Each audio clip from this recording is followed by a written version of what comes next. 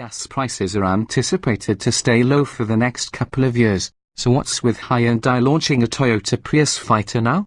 The reason the 2017 Hyundai Ioniq Hybrid is here, according to Hyundai executives, is that they're playing the long game that downplays regulatory landscapes and fuel prices.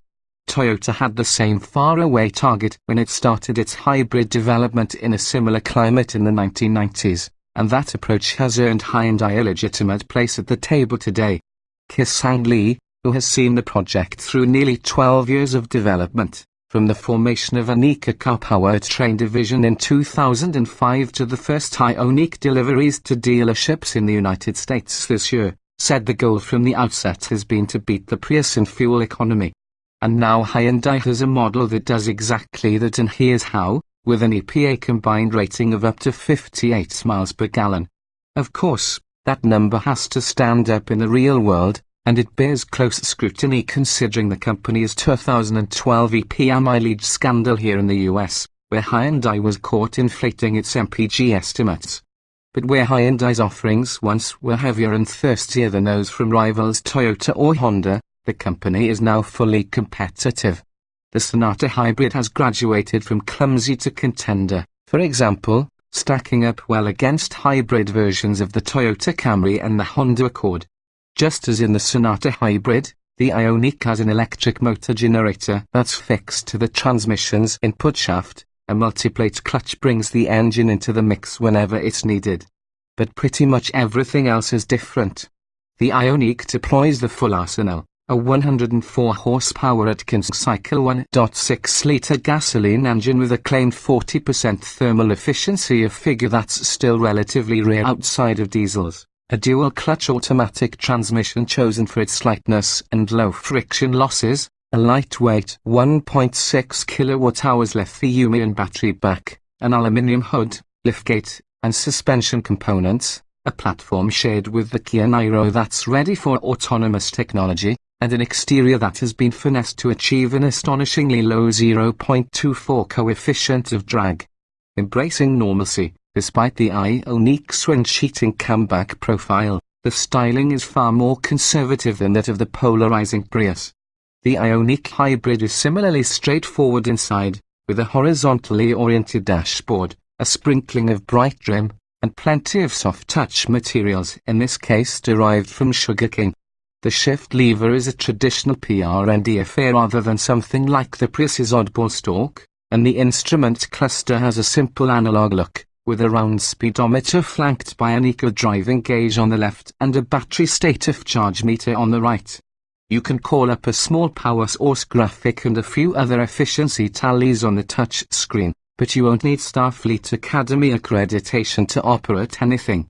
View 42 photos. How goes it? With the transmission in drive and a light foot on the gas, the Ioniq takes off gently from a standing start propelled by electric power alone. The inland-4 engine generally won't start pitching in until about 20 or 25 miles per hour. You hear shifts from the 6-speed automatic but don't necessarily feel them, as the motor system has a damping effect.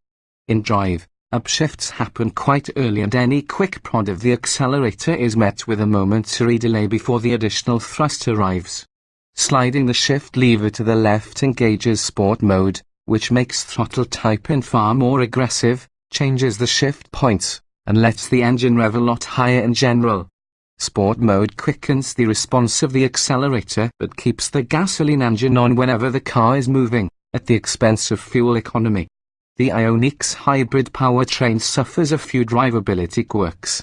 And a very light throttle, when parking, for instance, there's an uncomfortably long pause before power arrives, and on an incline the Ioniq will sometimes roll backward in the meantime. But we couldn't replicate the low-speed bucking and rolling stop uncertainties we noticed in the closely related Niro, perhaps an indication that Hyundai has further refined this system. The biggest drivability disappointment with the Ioniq Hybrid is a complete lack of regenerative braking when coasting. There is little or no engine braking, and the Hyundai doesn't have anything like the Prius's selectable B braking mode. Manually downshifting to the lowest available gear in the sport gate only revs the engine higher without providing regenerative braking.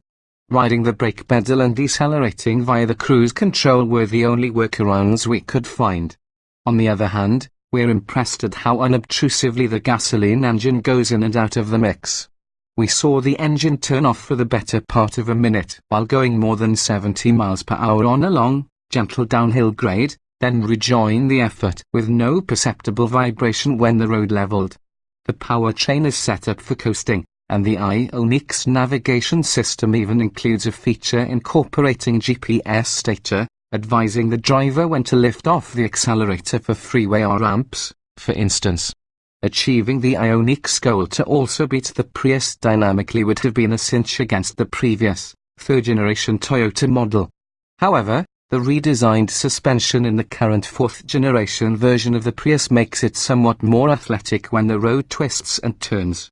The Ioniq plays on the same field, though, meaning it doesn't necessarily make any wrong moves but isn't all that inspiring. Shifting to sport mode also changes the steering parameters slightly, adding more center effort. One key difference in the Ioniq's favor, the sounds that emanate from the engine compartment. Open the windows and a full throttle acceleration and the Ioniq, well, it may not sound like a sports car, but it doesn't sound like a Prius either. Inner space, from the front seat, you could be driving a nicely trimmed Elantra. The Ioniq has a very typical compact sedan driving position. Hyundai officials told us that they benchmarked the Prius seats, probably not the best choice, as the previous generation Toyota was no shining beacon of comfort. Hyundai claims more interior volume than both the Prius and the Niro, although anyone more than 6 feet tall is going to find rear headroom lacking. With the available sunroof, the Ioniq's front seat headroom also feels less generous than that of the Prius. The Hyundai hatchback's cargo hold is especially deep, though, and there's a lot of flexibility and practicality baked into this type of car design. Outward visibility is hit and miss. On the one hand, there are big door-mounted side mirrors, yet the rear pillars make parking maneuvers a challenge. The idea of what it means to be green appears to be changing in real time. In a bid to hit that moving target, Hyundai is fielding a whole family of Ioniq models. In addition to this conventional hybrid, a fully electric Ioniq with no internal combustion engine arrives at dealerships in April, and the Ioniq plug-in hybrid arrives this fall with a Hyundai estimated 27 miles of electrically driving. Hyundai has undercut the Prius on pricing, and it's worth noting that if you want the most fuel-efficient Ioniq, it's also the most affordable one, the $23,035 Ioniq Blue, which includes a good set of standard features but does skimp on some sound insulation and trim. We spent our driving time in a gusside-up Ioniq Limited with the Ultimate package, which includes swiveling headlamps, adaptive cruise control, and Infinity Premium audio, among other goodies. That version is rated at 55 miles per gallon city, 54 highway. Does fuel efficiency matter anymore? Well, the Toyota Prius rose to sales success at a time when gas was relatively cheap, a feat that made its initial surge as a volume seller such a coup.